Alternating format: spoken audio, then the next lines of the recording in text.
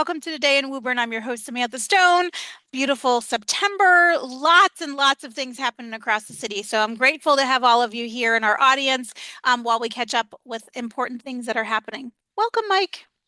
Hi, Samantha. How are you? I'm good. It probably feels like a lifetime ago already, but school started last week.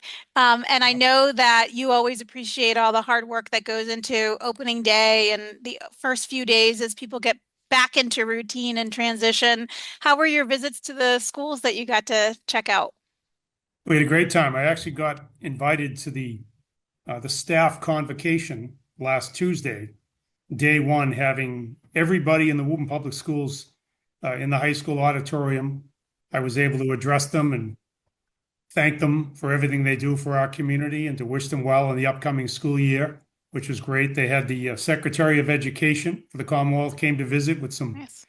inspirational words. And then they had a little bit of training and they moved on to their schools to get acclimated.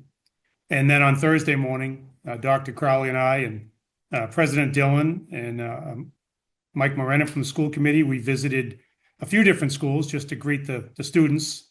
We started at the high school, Oh. made it over to the Joyce, and then we went to the Harold Wyman. It was great, a beautiful fall day to kick off the school year. Everyone was excited and wearing their new school clothes. So it was a great way to kick off the year. Lots of positive energy.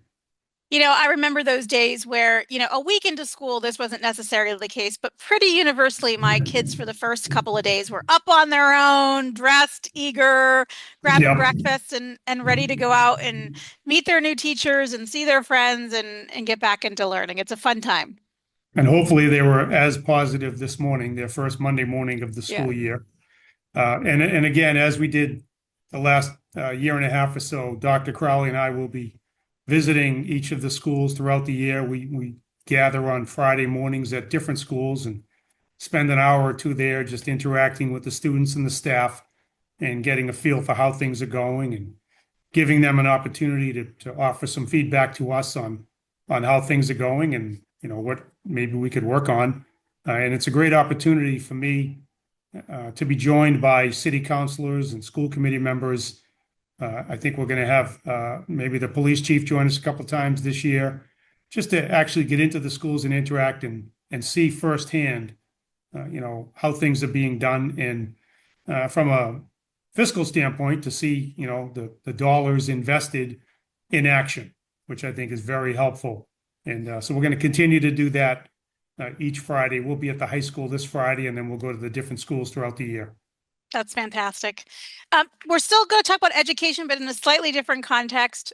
In July and August, we do, as most people who watch regularly know, PFAS testing on our water every month and Mhm. keep a close eye on that. And in July and August, we were a little bit over the 20 parts per trillion threshold. Nothing that Yep. required a, instant notification, but there are some educational materials we've put out there for anybody who's interested in taking a look on that. But I think it reminds us all why we've invested millions of dollars into a new water treatment plant to Yep. make sure that we're not, tipping on that threshold periodically. And Yep. wanted to see if we just, are we still feeling like we're on track for the 2026 Yep. opening? Yeah, we are. Yeah, we're probably maybe about a third of the way done with the construction of the new treatment plant. The toughest part is getting out of the ground, and we're there now. Still on track for, maybe this time next year, opening in 2026 for the new treatment plant. And it's necessary. Communities all around us are dealing with the same issue. Woburn was quick to get on top of it and address the problem. So yeah, we had a bit of an uptick in a couple of the months, but all in all, over the last year and a half, we've been pretty good. And as you say, once the treatment plant is up and running, that issue will hopefully be behind us. That's fantastic. And, we have that water filling station. You might have even already mentioned it. And I know we've talked about it in the past, Right. the senior center. And the testing, just for those, the testing on that is much, much lower than the rest of the water. It's treated in a different, it has a different source. And Yep. so people who are concerned and insensitive groups always have the option of using that. Yeah, and there's usually a few people going up there and filling up their jugs, and that option is available to everyone in Woburn. So if you're at all concerned, you can avail yourself of that option. Um, the spigot is available right at exterior door of the senior center in North Woburn on School Street. So we have a fun thing going on right now. We have a photography exhibition we're hoping to do at the Resource Center, and we've sort of let people know about it. We're hoping lots of people will submit pictures. The ones that have come in have already been really inspiring. And we want to encourage people to take photographs of all different parts of Woburn. Are there any special spots that you're hoping people will be capturing? I think we're going to see a lot of the traditional photos that I enjoy. Nice views of Horn Pond. Some of the historic sites here in the city. I love to see pictures of downtown and compare them to years past. Not sure if folks know if they haven't been in City Hall in a while. We have a lot of new photos, new old photos, I should say, on the walls of City Hall that are on loan from the library, some of the collections that have been donated over the years. So, some of the old photos of what downtown and the city looked like back in the day. So it'd be nice to see some of the newer photos for a compare and a contrast. So I think that'll be kind of cool. And I'm also just looking forward to some of the hidden gems, the things that, even though we've been here, some of us our whole lives, maybe we're just not so aware of, and someone brings it to our attention and by way of a nice photo.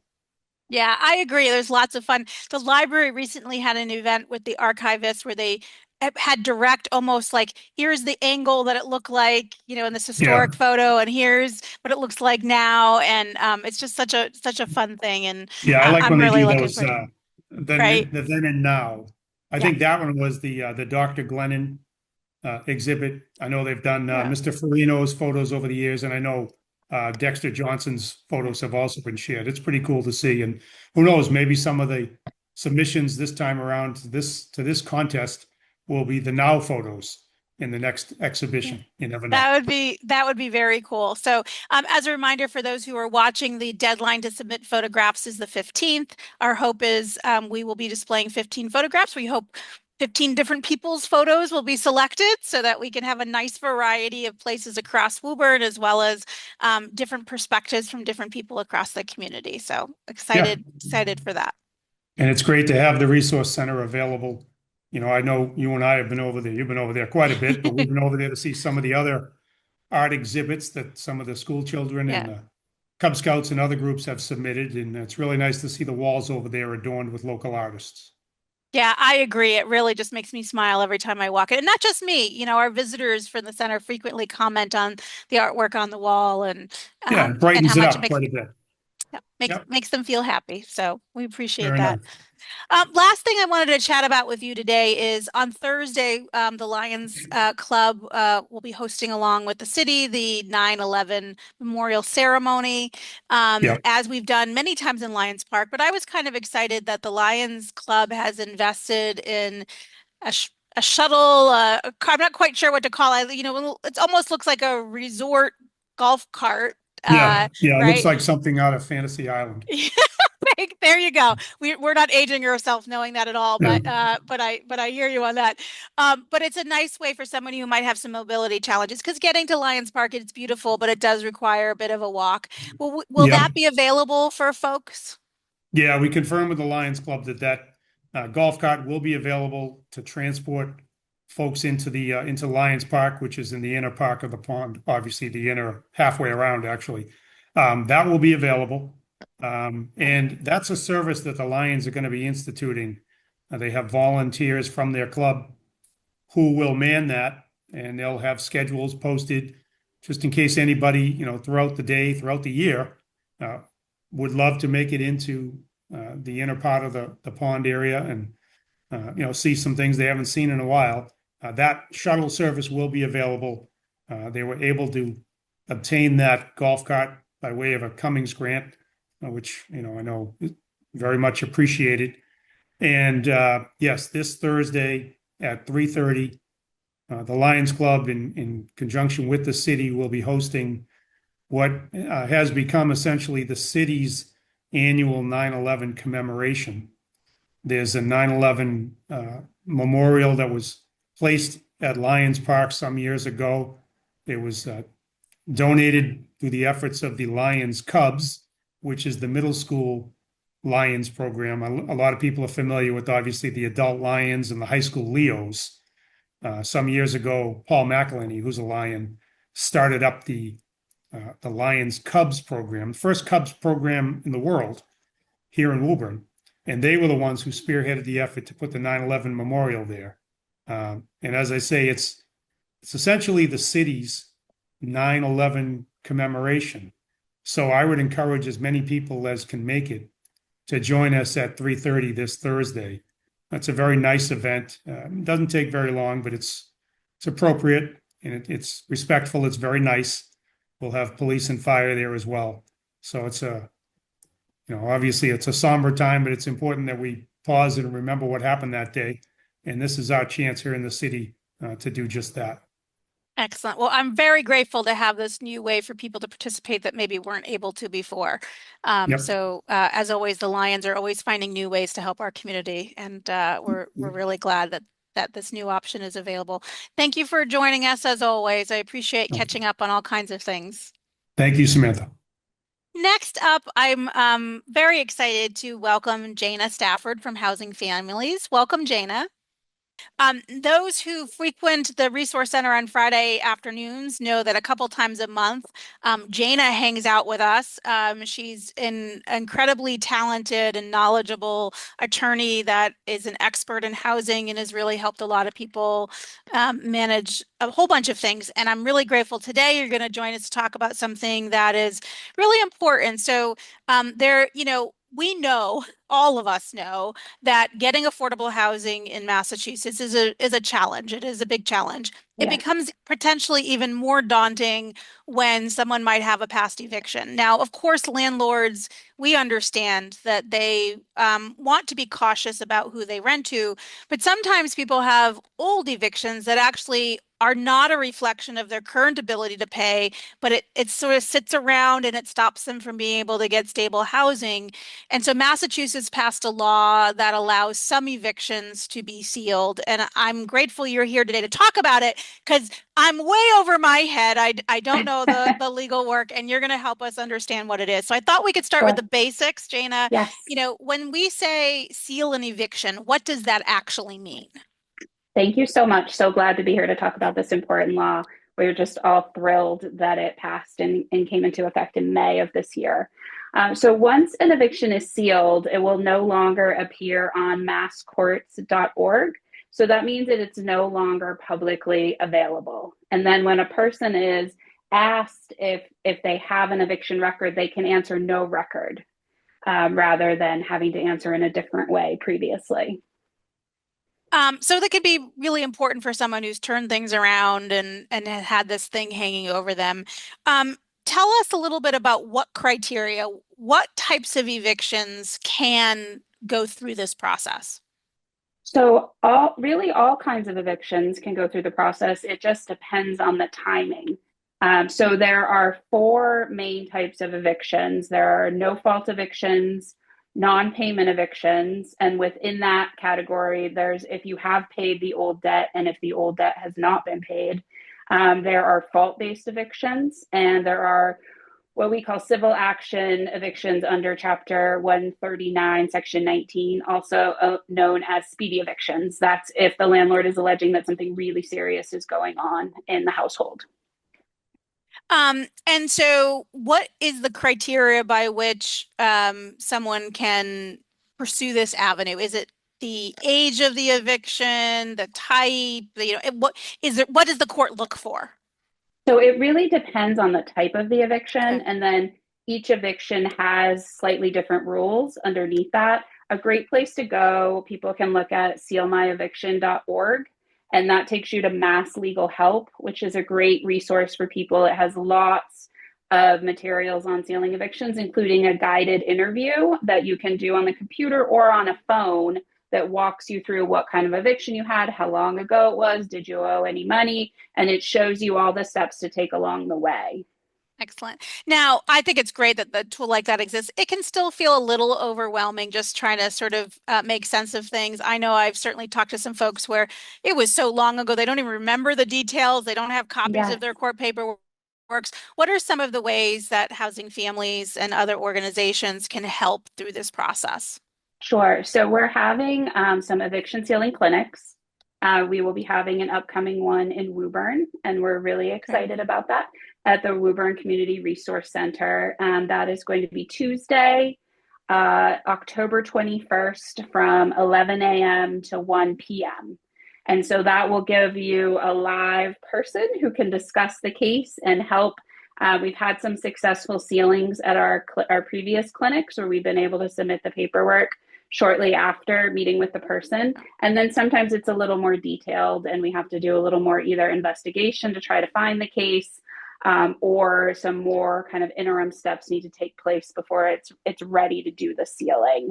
On our website, housingfamilies.org, there's a button right on the main page that says if someone is interested in sealing, they can click there and it has a little interest form and they can click off the clinic they might like to go to, and it also lets us know that they're coming. We're trying to staff appropriately. Fantastic. Jana, thank you for today, but also for all the work. You come twice a month. You're a wealth of knowledge and comfort for people as they go through sometimes really challenging situations with this and other things. So we're really grateful. Thank you for your partnership. Thank you so much for having us. We really, really enjoy being there. Thank you. Next up, Casey Haggerty from our planning office. Thank you for joining me today. Thanks for having me, Samantha. Great to So see we're you. going to talk about housing in a very different way now, but I thought it was appropriate to talk about it. We have a housing production plan coming up, and this is a really important part of strategic planning we do across the city. But I think most of us, myself included, don't fully know what goes into a housing production plan. So before we go too much further, can you just kind of tell us what is that plan? What does it mean? Sure. So a housing production plan is a state required document that cities and towns have to have in place in order to be eligible for certain grants and programs.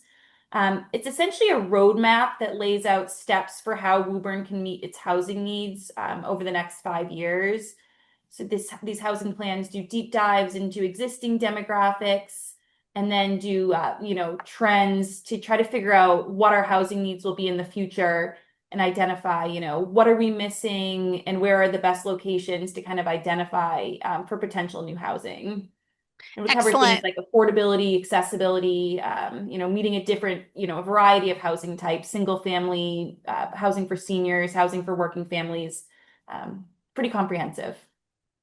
And I believe, but correct me if I'm wrong, the last time we updated our plan was 2017. Does that sound correct? Yep. So we did it in 2017. So it was approved for 5 years. So it expired in 2022. So we've been out of compliance for a couple of years. So we're excited to get going on this plan to get back in compliance. Excellent. When we look back on the plan that we did then, sort of how did we measure against that when we look at that? Did we predict things the way we thought they would happen? Are there a lot of circumstances that have changed?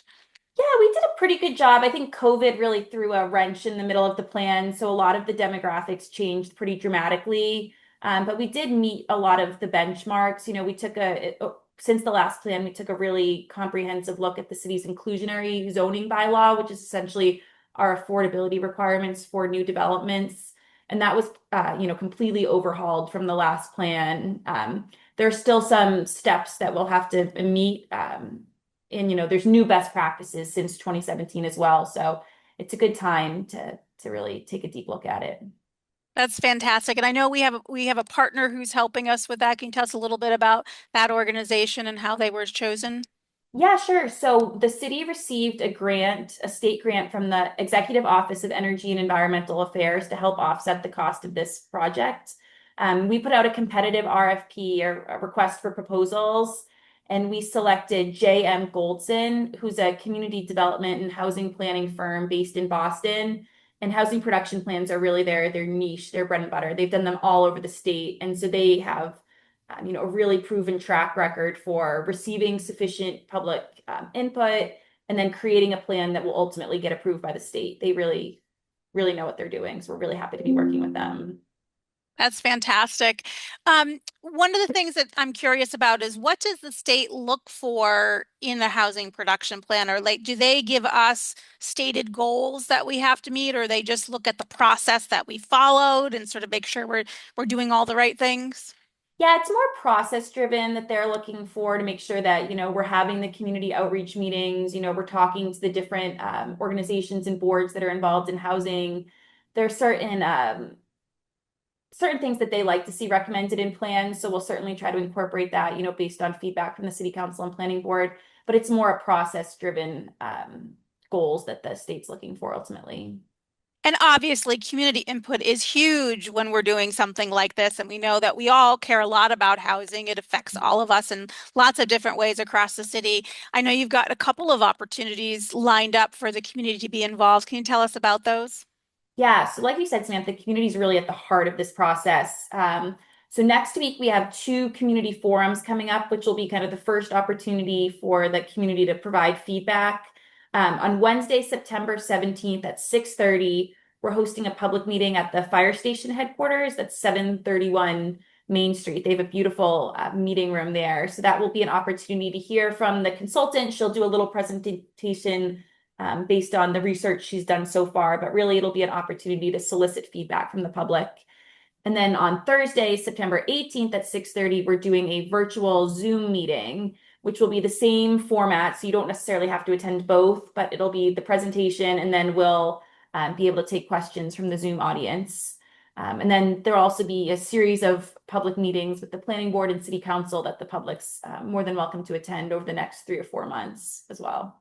Fantastic. Thank you so much for joining us and for Yeah, helping spearhead these important ways for us to think about our future. absolutely. Thank you. Thank you. Next up, welcome Julie Gage. Hi, Samantha. Thanks for having me. I appreciate you wearing your cultural council hat today. I'm really excited because we recently announced that the Cultural Council grant program has opened up. Now, it's a little confusing because it's for fiscal year 2026, but that it's right now. It's just the way the fiscal years run, but we're really excited. I was hoping you could tell us a little bit about the kinds of programs that the Cultural Council grants have funded in the past. Sure. Yes, we are thrilled, and thanks for having us on to talk about these. We often hear that it's the best known secret in Woburn. So our cultural council, one of our goals this year is to make sure that that is not a secret and encourage everyone and anyone who has a wonderful idea to promote the arts, promote the wonderful diversity that we have in our community to apply for a grant so that we can help to fund those programs and increase the number of programs that we can offer here in Woburn.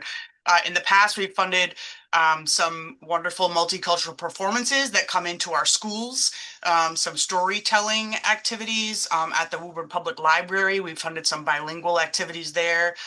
We have funded some performances to come into some early education centers. The Woburn Senior Center always has a really diverse offering of programs that we've been able to fund in the past. And so in the past, we've had a lot of artists that visit Woburn, so the programs have always benefited Woburn residents. That's one of our priorities. One thing that we're looking to increase this year is Woburn-based artists and performers and ideas and organizations to also apply. Oh, I love that. And we were talking about earlier in the show the photography exhibit that we're looking to do. And we expect most people who submit things will be from Woburn. So that's really wonderful and great to hear. And I think it's important for us to realize that this is money that the state has provided us. And I think I know it's 19,000 and change. What's the exact amount? Yep, we've been told that in FY26 we'll have $19,600 that we can distribute to various groups, Yeah, which is that's very very exciting. Very specific. exciting. It is Yes. very exciting and very specific. But that's wonderful. It's a great opportunity for us to leverage some state resources to inspire people in our community in the arts. I'm glad we're doing that. Now, tell us a little bit about the application process. Sure. So since this funding is allocated to the city of Woburn from the Massachusetts Cultural Council, the applications will go through the Mass Cultural Council website. So they have a portal, a grants portal. It's very easy to use, massculturalcouncil.org. Our grants program is called the LCC, so the Local Cultural Council. So when you're on the website, that's what you're going to look for. And yeah, it's pretty simple to use. The application is open now. And it's the due date will be October 16th, 2025. So all applications have to go through that web-based portal. But the Mass Cultural Council makes it very easy to use. And also, as a local cultural council this year, in order to prevent any barriers that folks might have using that website, we're actually having an open house at the Woburn Public Library. So that's going to be on Wednesday, September 24th, in the Makerspace. And members of the Cultural Council will be there to answer any questions that folks have, like, is this worth applying for? Does this meet the criteria? And also we'll have some computer set up. So that folks need like actual technical assistance, like creating a login or completing the application questions online, we can help them with that as well. Oh, I love that you're doing that. I hope people take advantage of that and get a little inspired. And people shouldn't be intimidated by the process. I know these are great grants because sometimes they're a couple $100 will let you do something really new and try. And this is a great opportunity to come in and ask for some, kickstart money to try some new things and reward the cultural artists in our community. Absolutely. Yep, absolutely. That's great. Now, I know you're wearing your hat for the Cultural Council, but I can't help but mention the Boys and Girls Club, I believe, is the recipient of the appliance and electronic recycling drive coming up. Tell us about that. Sure, yes. Always a wonderful day. Thanks to Paul and Lori Medeiros and their wonderful volunteers over at Spence Farm. So in a couple of weeks, Saturday, September 20th, from 9 a.m. to 1 p.m., they'll be hosting the appliance, electronics, CRT, and Freon recycling. It's a great event. I know they have, if you've been to it before, you know it's super efficient. Come on down with any of that stuff that's very expensive sometimes to get just discard Dispo- via curbside services.